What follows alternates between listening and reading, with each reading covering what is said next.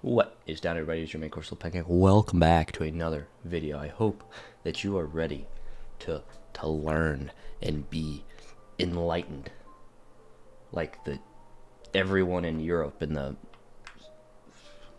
1400s. When was the Enlightenment period? 16 and 1700s. So yeah, make like a British person in the 1700s and become enlightened. Today, we are going to be learning about the Muntjac deer. So yeah, we're going to be learning about this deer. Very interesting, very unique, very odd species. Not a species, it's a genus. There's quite a few species in the genus. We'll get to that. Very intriguing deer. From a genetic standpoint, we'll get to all the genetics talk in the latter part of this epilogue. So let's start with its name, Muntjac deer. Where'd you get that? Where'd you get it? Well, let's. The genus is Muntjacis, but where'd the Muntjac, its common name, where'd that come from? It was borrowed from the Dutch name Muntjac, but with a K. And the Dutch name Muntjac was borrowed from the Sundanese name Muntjac. So, and I say borrowed loosely because it was definitely stolen. I don't think permission was asked, ever. So, there's that. It also has a name, Mastriani. This is not the name of the deer. Nobody really knows why people started using this name. It first appeared on a, quote, mischievous Wikipedia entry, end quote, in 2011, and it kind of stuck. Like, some articles still call it the Mastriani deer. I noticed that in my research. It was still coming up as the name, which is quite odd. Some of the nicknames per se of the Muntjac deer are barking deer, because it makes like a barking noise. We'll talk about that some more, and rib-faced deer because of some stuff that we will also talk about later. So yeah, we'll get into that very shortly, but that's kind of the origins of the name. So now you know what we're talking about. You know what's getting good. What's good getting. When the getting's good, you got to get what's good, so that the good stuff that you get doesn't go bad. Tell your kids, folks. That's a PSA right there. Public service anonymity. That's pretty much all I got for the name. That was a very small section. I'm not sure why it had its own section, to be honest. I wrote this, it's not really a script, this fact sheet at like 11:30 on a Thursday night. So, moving to appearance. What are we looking for? You know? What are we going to see through our monocle? Not monocle. I think we should bring back the monocle. Let's take a little break from science right now. Why is the monocle not a thing anymore? Like, who decided? Like, my sister, she had a bad eye. Just like one eye that was not good. So she had glasses where only one lens was like thick and altered. Why not a monocle? You know how cool it would have been to have a sister that wore a monocle? Bring it back. Let's start a petition or something. We got to do something. Anyway, back to the the Muntjac deer. It is small. Most species are between 15 and 25 inches tall, which is not very tall. I mean, you're looking at like 2 feet tall. Weighing from 33 to 77 pounds. So on the lower end, you got 33 pounds, about the weight of 33 hamburger pounds. So 33 pounds is about the weight of 33 1-pound packages of hamburger. Alright? Shit. All the way up to 77 1-pound packages of hamburger.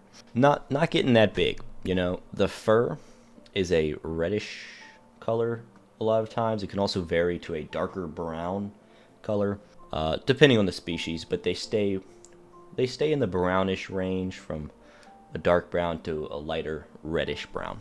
The male of this species is, what's the plural of species? It would be species, right? The plural of species is species? I have no idea. I'm not an English guy. The males have antlers that they shed each year. They shed the antlers off, regrow them, like most other deer species. Not very large antlers, but they only grow to 10 to 15 centimeters, which only like 4 to 6 inches, which was a translation that I did in my brain just then. I didn't look it up at all, because I'm just a genius.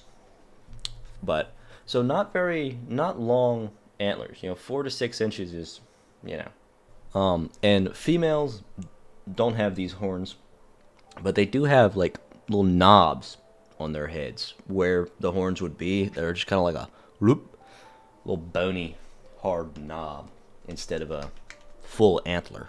They do not typically use these antlers to fight, though. In the majority of deer species, that's the main purpose of the antler, is to fight other deer for territory and mating rights. However, this isn't really the way they go about it.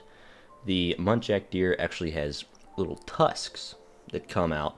Their canine teeth are kind of elongated in a tusk form, and that's actually what they use to fight other males. Pretty interesting. The male tusks are quite large, and the females are a lot smaller, a lot more subtle, per se, perhaps, perchance. If you just type in Muntjac deer on the internet, the first pictures you're gonna see are probably gonna have like a weird looking face, a little goofy looking stuff going on, look like something at a Horton Hears a Who, you know what I mean? But these are actually glands, scent glands, typically. So the glands on their face are actually used to like mark the ground. So they excrete or secrete. I guess secrete. They secrete I guess kind of chemical, kind of liquidy type of thing that they can use to mark the ground, and they also sometimes use it to mark other deer as theirs, which I would assume has something to do with mating. They also use these glands to communicate with each other, which is wild that that's a thing that can happen. Not all of the glands can be voluntarily opened, so like they can't consciously be like, open this gland, and then it just pops open. Yeah, the majority of their glands do open whenever they are relieving themselves in the latrine, excreting biological waste. One of the few glands that they can voluntarily open is their preorbital glands, which are the ones like there, kind of pretty noticeable. So that's kind of their main thing, is their glands, to be honest. It's kind of their feature. Moving on from appearance, now you know what they look like. As usual, now we got to figure out where to look for them.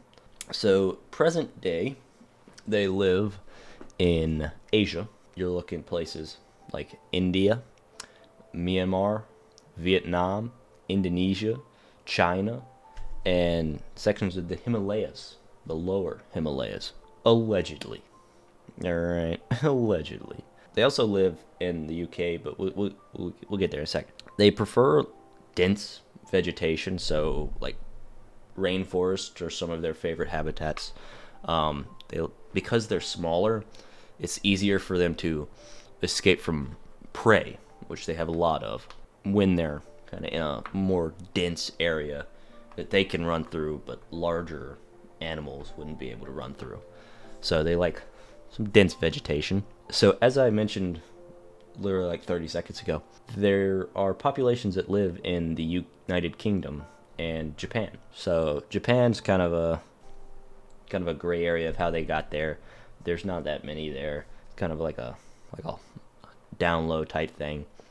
But, the British love attention. So I've been ragging on the British a lot these last few videos. I would apologize, but I'm not sorry. The Muntjac deer escaped from the Woburn Abbey estate in 1925. So, and then from then on, they kind of did very well. They spread, they grew. They're still spreading and growing. Nowadays, they're present in pretty much all of England, pretty much every county, and they've spread to places like the Wales and even into sections of Ireland. Pretty crazy that a species native to Asia, Southern Asia, would thrive in the UK. It's odd. Now, what do they eat? What are they nibbling on? Do you know? No, you don't. But they are herbivores.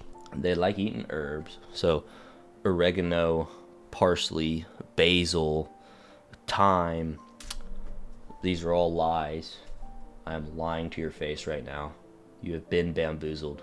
Their diet pretty much consists of trees, shrubs, shoots, herbs, berries. Herbs. I wasn't lying to you. I lied to you about lying to you. Trees, shrubs, shoots, herbs, berries, nuts, and fungi. So, pretty wide variety of plants. It seems like they just kind of eat what they can get to that tastes good. So, I respect it. And that's pretty much all about the diet. Not too complex there. Moving on to behavior. They are a solitary species, a solitary genus. They're also mostly nocturnal. The research about them being nocturnal is a little fuzzy. As far as they can tell, they're not like fully nocturnal. Like they don't sleep all day and do everything at night, but they are most active at night, which kind of makes them nocturnal. As I mentioned previously, one of their nicknames is the barking deer. And so they have a kind of like a yelp that sounds very similar to a dog barking.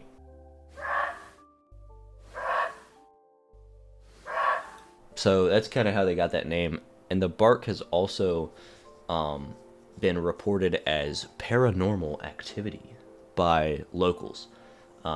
We saw this in a previous video with the potu bird.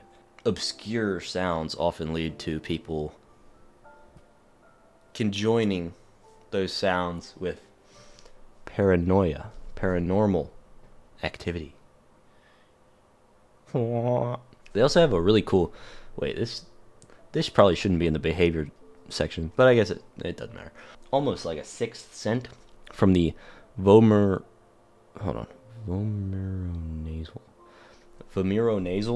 organ. A lot of deer have this. A fair amount of animals in general have this. We don't, because we're subpar. So what this organ does is it can detect chemical scents left by other animals and by themselves. So this helps a lot with the thing we're going to talk about next, which is a little provocative, because the females will leave, when they go into estrus, they'll leave a scent that's like a chemical scent that kind of they can pick up on it, you know. And it's also used to pick up on scents of other animals as well. Probably helps with hiding from predators, which we're going to talk about now. Predators, they got a lot of them, and some scary ones too. Southeast Asia is not a place you want to go rub yourself in butter and lay in the sun, because you'll get eaten. Their most predominant predators include tigers, leopards, wolves, jackals, crocodiles, and pythons. They can't catch a break. So now I bet you see why they like living in those very dense, very tight forests that they can squirm around in. It is a tactical advantage, and I'm all about tactical advantages. And monocles. Can you imagine a monocle? It's like, you know?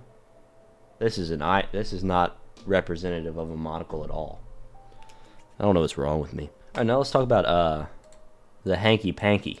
Due to them living in a tropical area where the climate doesn't change all that much, they don't have a seasonal rut. So they don't have a specific time of year when everybody's horny and wanting to mate and make babies. Mating can happen year-round. Any time of year, you walk through the woods, you might find some 2 Muntjac deer going at it. So watch yourself. So something also interesting is that this trait was retained in the populations in the English colonies in the UK, which does have seasons, and you would think that they'd kind of move towards a seasonal rut, but they haven't yet. So it's interesting. Females typically give birth to a single fawn, sometimes twins, but it's fairly rare. Gestation's pretty long, lasts about 230 days. Once a female is born, it takes about 7 to 9 months for them to mature. Males, typical, takes them longer. It takes them 11 to 12 months to fully mature after being born. And the lifespan of a Muntjac deer is about 10 to 15 years in the wild. They can live up to 20 in captivity. But, alright, now let's get into something that I find very interesting. Alright, the genetics. So let's start simple and get more into it. There's 12 species of Muntjac deer. I'm not going to name all of them off. That's a lot of names. But there's 12 of them. Alright. Those 12 are the only species in the genus. The Muntjac deer began appearing, it's estimated, 15 to 35 million years ago, which, pretty accurate estimate. It's only a 20 million year gap. That's pretty accurate. That's pretty good. It is, though, thought that there used to be species in places like Germany and Poland, in Europe, France even. Imagine a deer speaking French.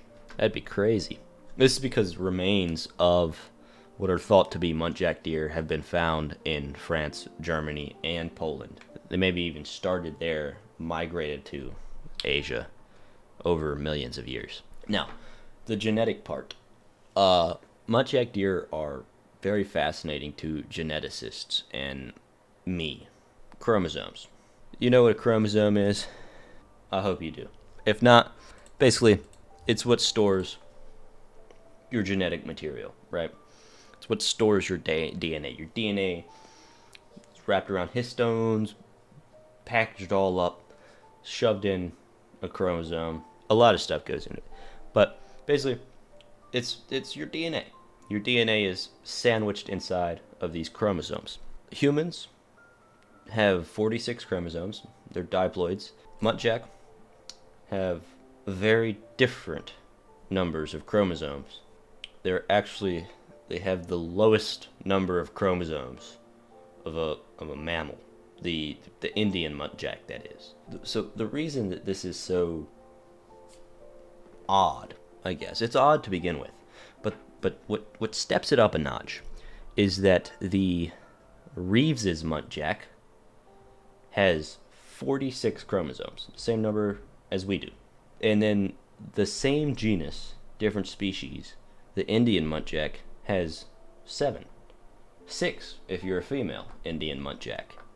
And that drastic difference is not really seen in anything else. The interspecies difference, or intra-species difference, is boggling of the mind, you know? It's weird. It's why, you know? I don't know why. And a very interesting thing as to why. Like, I can't even come up with thoughts as to why. I want to. Here's what throws me off, right? So, the 12 species of Muntjac, they all came from a common ancestor of the first Muntjac, right? I don't understand how you could start with one Muntjac deer and end up with that high differentiation in chromosome number. Because the loss of a chromosome or gaining of a chromosome is a big deal. Like, it's not like it happens every day and it's a good thing, right? So the crazy thing about it, say it started with 30 chromosomes, right? Say the first Muntjac had 30 chromosomes and it loses one. The odds of it losing one and it being selected for via natural selection, henceforth making more with that mutation of having 29 chromosomes instead of 30, it's very rare. So you would almost have to predict or infer that it was a more drastic change of like from 30 to like 15 or something like that, and like it was a good thing somehow. It's mind-boggling.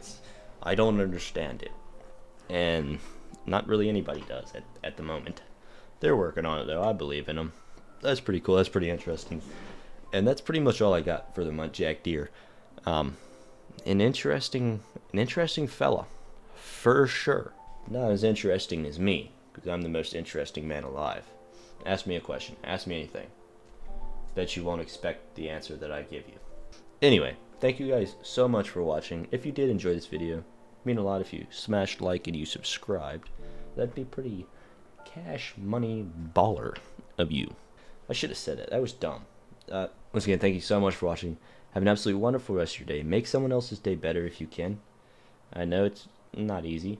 It's not always convenient to go out of your way and make someone else's day a little bit better, but if you're given the opportunity, take it. If you're feeling extra zesty probably wasn't the right word there, but if you're feeling extra motivated, go out of your way to try to find something you can do to help someone else in need. So it would mean a lot to me if I could have even just one person take that advice. So thank you guys so much for watching. Have a wonderful rest of your day, and I'll see all y'all later.